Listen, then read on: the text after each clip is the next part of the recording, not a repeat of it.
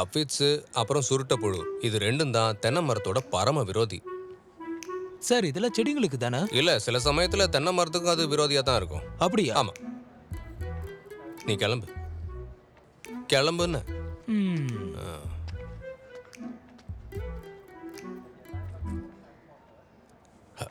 சொல்லு. நீங்க ஒரு மொபைல் ஃபோன் வாங்கலாம்ல. உங்ககிட்ட மொபைல் இருந்தா நான் எப்ப வேணா கூப்பிடலாமே.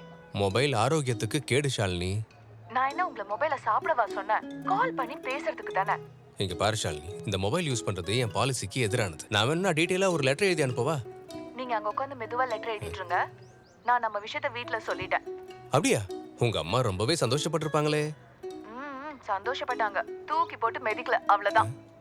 ஏன் அப்படி? எந்த கெட்ட பழக்கமும் இல்லாம இயற்கையோட ஒன்றி வாழ்ந்து இயற்கை உணவை மட்டுமே சாப்பிடுற ஒரு கவர்மெண்ட் ஆபீசர்னா அதான் ஊரே சொல்லுதே நீங்க கொஞ்சம் பைத்தியம்னு. பைத்தியமா? யார் சொன்னது? யார் சொல்லலன்னு கேளுங்க. ஆனா எனக்கு இந்த பைத்தியத்தை தான் பிடிக்கும். அப்புறம் என்ன பிரச்சனை?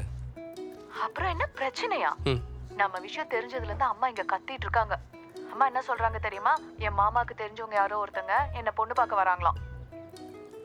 சரி, அவங்க வந்து பார்த்துட்டு போட்டோம். அப்படி யாரும் என்ன வந்து பார்த்துட்டு போக வேணாம். என்ன பார்க்க வர்ற ஒரே ஒருத்தர் அது நீங்களா தான் இருக்கணும்.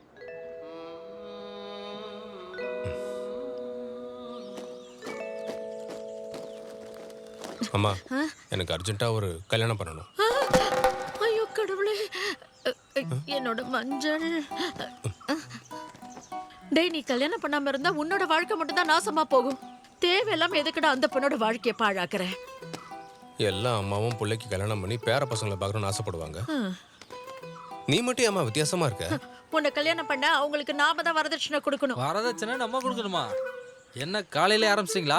சஜி, அவன் கல்யாணம் பண்ணிக்கணுங்கிறான். பண்ணிட்டு போறான், நல்ல விஷயம் தானே. யாரா அந்த பொண்ணு? ஷாலினி. பார்க்க எப்படி இருக்கும்? நான் என்ன நேர்ல பார்க்கல. கிழிஞ்சது. என்ன மாதிரியே அழகையும் ஆரோக்கியத்தையும் பாத்துக்கிற பொண்ணுதாம்மா ஷாலினி. அதை யாரு பார்த்தா? அவ பேசுனதை வச்சு அப்படிதான் தோணுது. சோமா, இந்த காதலுங்கிறது ஷேர் ஆட்டோல போற மாதிரி எங்க வேணாலும் இறங்கிக்கலாம். ஆனா கல்யாணம் அப்படி இல்லை. ஏரோப்ளேன்ல போற மாதிரி நினைச்சாலே இறங்க முடியாது, செத்துருவோம். என்ன புரியுதா? பாவம் அந்த பொண்ணு. நான் தப்பிச்சேன். கேட்டல.